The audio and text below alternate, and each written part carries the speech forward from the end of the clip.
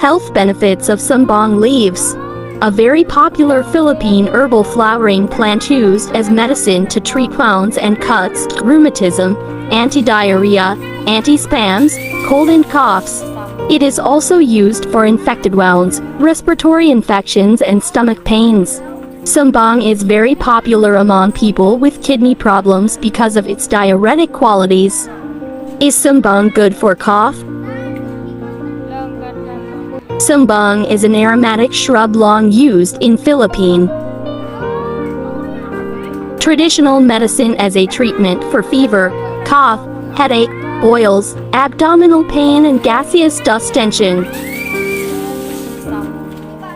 Can Sambong cure kidney?